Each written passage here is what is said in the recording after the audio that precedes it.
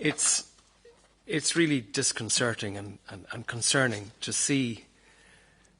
On the one hand, we've got a magic money tree being presumed on the part of certain members here, where we can cut income with little or no consequence to the services provided. We'll manage one way or the other. And on the other hand, looking to see a universal application of a 15% reduction in property tax. Now, as it stands, property tax is a deeply flawed tax, and there's been some references to it here, and I've mentioned it before, and I'm not going to repeat it again, but it's deeply flawed. But what we're trying to do is make it better. And remember, there's over 1,200 properties in Dún Laoghaire-Rathdown valued at greater than 1.75 million. Data coming from revenue commissioners. Just think of that. There's an awful lot. And you want, some people who are supporting the minus 15% want to give these wealthy individuals a significant reduction in their property tax. Now, our scheme provides for a mechanism which is innovative.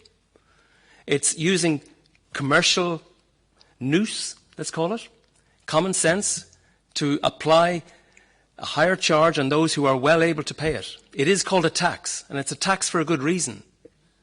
It's based on people's wealth. It's based incorrectly based on inclusive of their debt as well, but that's the nature of the legislation. But we're living in a scenario where we need additional funds in order to fund our services. And I disagree with management in saying that the deficit is 3.8. It's much higher than that. It's 5.2 when you add in inflation. And that's before we add anything in terms of, as already been mentioned, Dún Laoghaire baths or playgrounds or gullies, all the usual stuff that we want to advocate for and see delivered. So we need the extra funds. And unless you've got a magic money tree, you're going down the same route as Prime Minister Truss with respect to tax cuts for the wealthy, people who don't need it.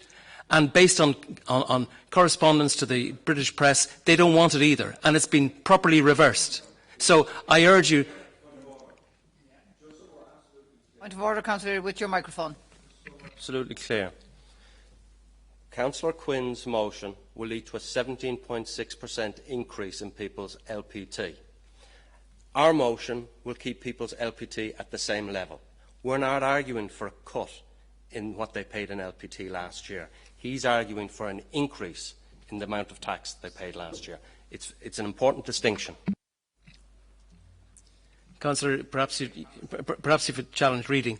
The proposal provides for a repayment back to individuals for the cut, for the increase in LPT based on their eligibility in terms of the valuation of their property and excluding those who earn more than one property and excluding those who earn more than the average industrial wage. So I challenge your point of order and I disagree with it. So please, I ask you to read the document in front of you.